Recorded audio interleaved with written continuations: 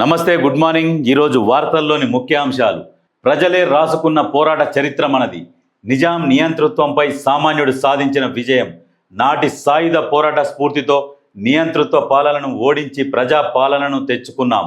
మా పాలనలో అహంకారపు ఆలోచనలు, బంధుప్రీతికి స్థానం లేదు. 2047 నాటికి దేశ ప్రగతిలో గేమ్ చేంజర్గా రాష్ట్రం పాత్ర. CM Revanth Reddy. Gun park వద్ద అమరుల స్తూపానికి నివాళులు. పబ్లిక్ గార్డెన్లో జాతీయ జెండా ఆవిష్కరించిన ముఖ్యమంత్రి. ఘనంగా తెలంగాణ ప్రజాపాలన దినోత్సవం. ఇక్కడనేమో ప్రజాపాలన దినోత్సవం చేసుకుంటున్నారు. వాస్తవానికి ఈ విధంగానే చేసుకోవాలి. అయితే కొంతమంది ఏం చేస్తున్నారంటే, ఇక్కడనేమో బీజేపీ వాళ్ళేమో తెలంగాణ విమోచన దినోత్సవం అంటారు. అయితే తేడా ఏంది? అసలు ఏం జరుగుతున్నది? తెలంగాణ విమోచనమైంది. ఇప్పుడు గతంలో హైదరాబాద్ అనేది స్వతంత్రంగా ఉండే, ఆ తర్వాత తెలంగాణ ఏర్పడిన తర్వాత హైదరాబాద్ను తెలంగాణలో కలుపుకున్నారు. సరే, అది గతంలో ఎప్పుడో జరిగింది, అది అయిపోయింది. అప్పటి నిజాం పాలన అక్కడికి ముగిసిపోయింది. వాళ్ళు ఇప్పటికీ లేరు, అది అయిపోయింది. అయితే ఇప్పటికి ఏం చేస్తున్నది అంటే బీజేపీ దీన్ని కూడా రాజకీయం చేస్తున్నది. ఇక్కడ కూడా ఇంకా ఆపరేషన్ సింధూర్ పూర్తి కాలేదు, ఇంకా మిగిలి ఉంది. మళ్ళీ వాళ్ళు ఏమైనా కవింపు చర్యలకు పాల్పడితే మళ్ళీ మనం సిద్ధంగా ఉన్నామని చెప్పేసి ఇటువంటివి ఇక్కడ కూడా రాజకీయాలు చేస్తున్నారు. అయితే అసలు విమోచన దినోత్సవం అనాల్సిన అవసరం కూడా లేదు. సరే, అది గతం జరిగి అయిపోయింది. అట్లంటే మనకు స్వాతంత్రం వచ్చింది. స్వాతంత్రం వచ్చినప్పుడు గతంలో బ్రిటిష్ వాళ్ళు పాలించారు మనని. నానా రకాలుగా హింసలు పెట్టిర్రు, రకరకాలుగా ఉన్నాయి. అదే 15th ఆగస్టు రోజు మనం వాళ్ళ గురించి మనం ఏమన్నా మళ్ళీ ఆలోచిస్తున్నామా?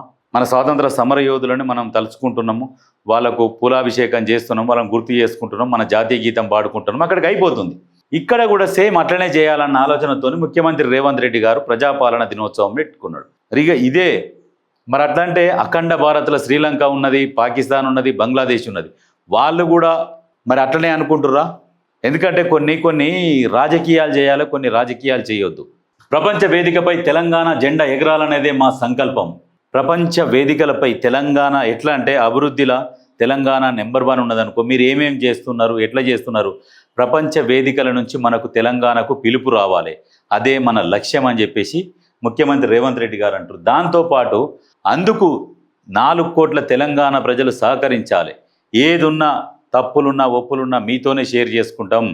మాకు బంధుప్రీతి, కుటుంబ పాలన ఇవన్నీ లేవు అని స్పష్టంగా చెప్తున్నాడు.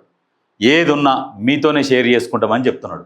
గన్ పార్క్ వద్ద అమరుల స్తూపానికి నివాళులు. అమరులు తెలంగాణ కోసం ఎంతోమంది ప్రాణాలు అర్పించారు. అమరుల స్తూపం వద్ద నివాళులు అర్పించేసి చెప్తున్నాడు. వాస్తవానికి కూడా గతంలో ఉన్న ముఖ్యమంత్రులు ఎవరు తెలంగాణ వచ్చినాక గతంలో ఎన్నడన్నా అమరుల స్తూపానికి వచ్చి కనీసం ఒక దండం కూడా పెట్టుకోలే. అంటే ఏది ప్రజాపాలన? అప్పుడు నిజాం పాలన అన్నారు, కానీ పోయిన 10 సంవత్సరాలు కూడా నిజాం కంటే కూడా ఘోరంగా పరిపాలించారు. అక్కడి నుంచి మనం విముక్తి పొందినాం అనుకోవాలి. వాస్తవానికి తెలంగాణ ప్రజాపాలన దినోత్సవంలో ఇప్పుడు ఇక్కడ రాజ్నాథ్ సింగ్ గారు వచ్చి ఏం మాట్లాడుతున్నారు? రజాకారులు, పహల్గాం ఉగ్రవాదులు ఇద్దరు ఒకటే ఎట్లయితారు?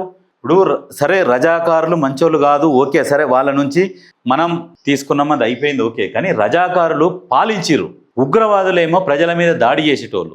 రజాకారులు కొన్ని సంవత్సరాలు పరిపాలించిరు. వాళ్ళు వీళ్ళు ఒకటి ఎట్లయితారు? ఆలోచన చేయాలి ప్రజలు. వాళ్ళు వీళ్ళు ఒకటి కాదు, వాళ్ళు వేరు, వీళ్ళు వేరు. ఇక ఇదేందుకంటే రాజకీయ లబ్ధి కోసం ఇటువంటి ప్లే చేస్తారన్నట్టు ప్రజలు గమనించాలన్నట్టు ఇవన్నీ. ఎందుకంటే ఇవి రెచ్చగొట్టాలి, ముస్లింలని విలన్లుగా చూపించాలి.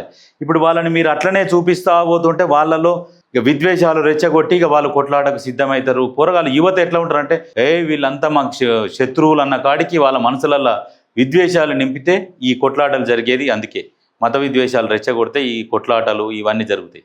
ఇవన్నీ ఈ టాపిక్ తీయకుంటే సరే, ఉగ్రవాదులు అది ఒకటే టాపిక్ తీసుకోవాలి. ఉగ్రవాదులను ఏరేయాలి, ఉగ్రవాదులని అది అందరూ ఒప్పుకుంటారు. భారతదేశంలో తెలంగాణలో ఉన్న ముస్లింలందరూ కూడా ఉగ్రవాదులకు వ్యతిరేకమే వాళ్ళు. కాబట్టి మనం ఈ మాటలు మాట్లాడడం వల్ల వాళ్ళ మనసు మారుతున్నది, వాళ్ళలో విద్వేషాలు రెచ్చగొడుతున్నాం. ఇవి మానుకోవాలి. సరే, గతంలో జరిగింది గత వదిలేసేయాలి. కొత్తగా ఏం జరుగుతుంది, కొత్తగా ఏం చేయాలనే దాని మీదనే ఉండాలి. పాతది నెమరు వేసుకుంటూ పోయి దాన్నే ముందలేసి ఈ రాజకీయ పబ్బం గడుపుకోవాలని చూడొద్దు.